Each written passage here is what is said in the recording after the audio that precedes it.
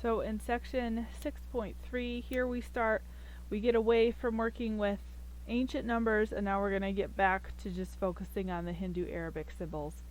So what we're going to do is we're going to discuss different types of numbers. Now before we were discussing the place values, we know that the Hindu Arabic numeration system has base 10.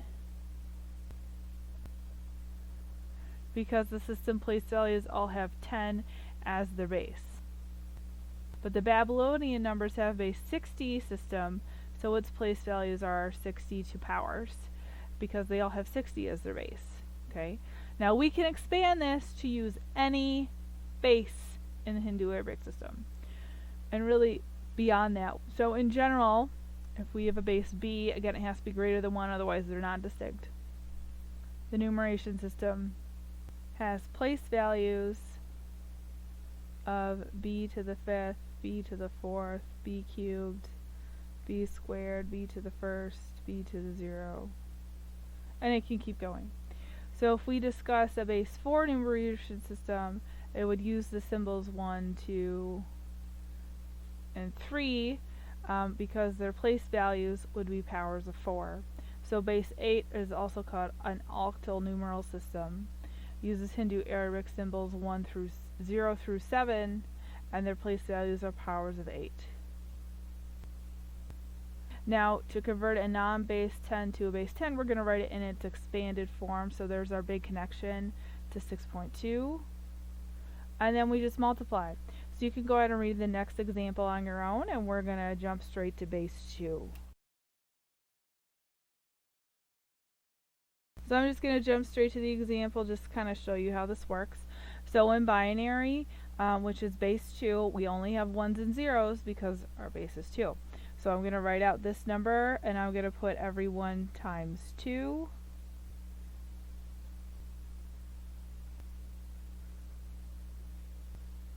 So I have 1, 0, 1, 1, 0, 1, 1, 1. And I just want to make sure that that makes sense. So then I start on the left here, and I'm going to work my way up with my exponent. So 0, 1, 2, 3, 4, 5, 6, 7. So 2 to the 0 is just 1, so we get a 1.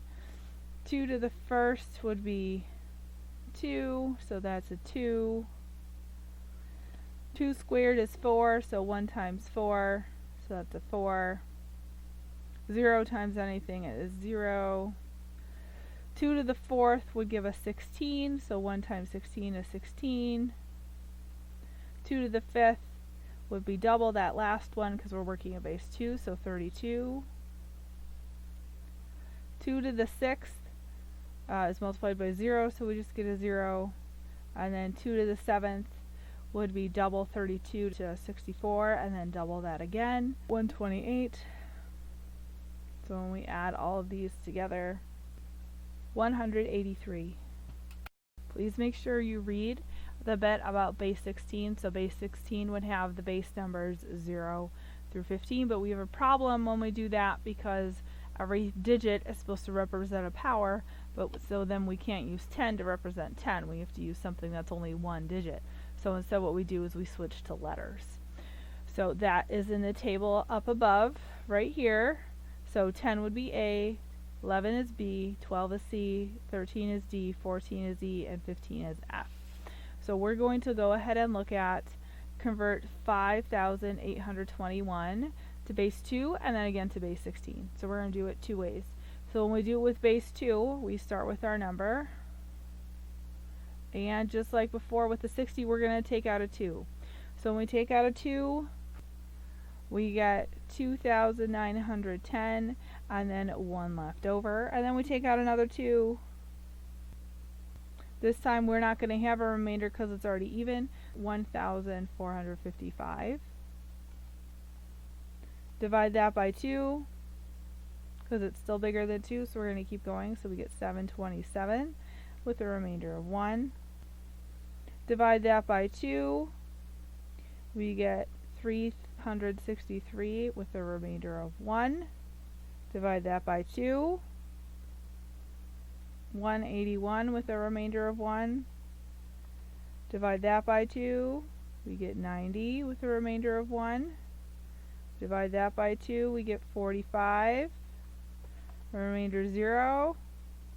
Divide that by 2, 22 with a remainder of 1. Divide that by 2, 11 with a remainder of 0. Divide that by 2, 5 with a remainder of 1.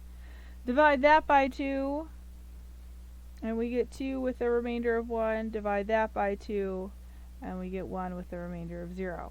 So then our value, we're going to start from here and go all the way up. So we get 1, 0, 1, 1, 0, 1, 0, and then we have 1, 2, 3, 4 ones in a row.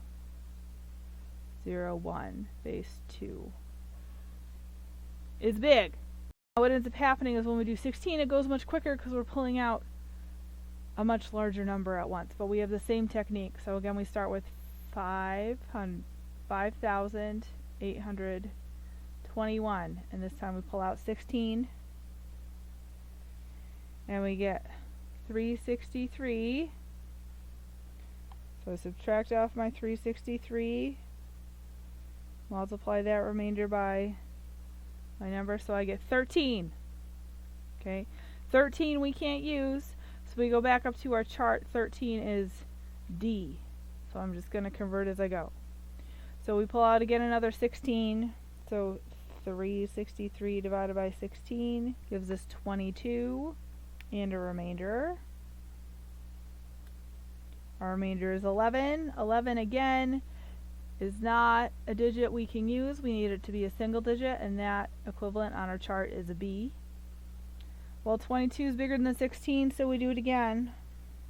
So this time we get 1 with the remainder of 6. 6 is a single digit, so we're all set. So again, we're going to go up like this.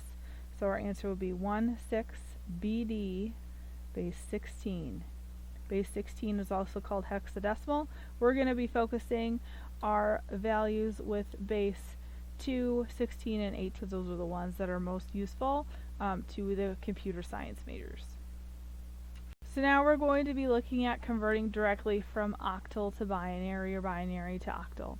So there is a very handy chart in your textbook if you want to look at this. But what we're going to do is I'm just going to generate it really quickly over here on this side of my paper. So when I have an octal number is 0 through 7. So all we have to do is we have to write 0 through 7 in binary, and we're done. Okay, so I'm going to write it in octal and then in binary. Okay, so again, we only have to do 7. Okay, so I'm just going to put a little line here for every 2 just to make it slightly more legible. So 0 would just be 0. 1 would be 0, 0, 1. 2, 0, 1, 0, because we have 1, 2, but nothing else.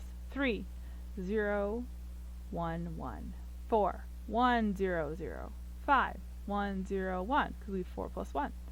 6, 1, 1, 0, because here we're going to have a 4 and a 2 and nothing else. And then with our 7, we get 1, 1, 1. Each of these numerals in base 8, and we're just going to literally convert it to its binary form. So 5 was 1, 0, 1. 5. And then we had 7. 7 is 1, 1, 1. Okay. Then our 2, 0, 1, 0. Okay. And then our 4 was 1, 0, 0. So now we're in base 2. That's it. So we're just converting it with its 3-bit equivalent. Okay. Now we're going to go the other way in the next example. So in example 6.3.7, we're going to start with something in binary. We want to convert it to octal. So we're doing the same process, but here we have to break it up into groups of 3 first so we can use our chart. So when I break it up into groups of 3, I'm going to start from the left and break it up. So we get 1, 0, 1, and then I'm going to leave a space, 0, 0, 1, and then I leave a space, and I have 1, 1.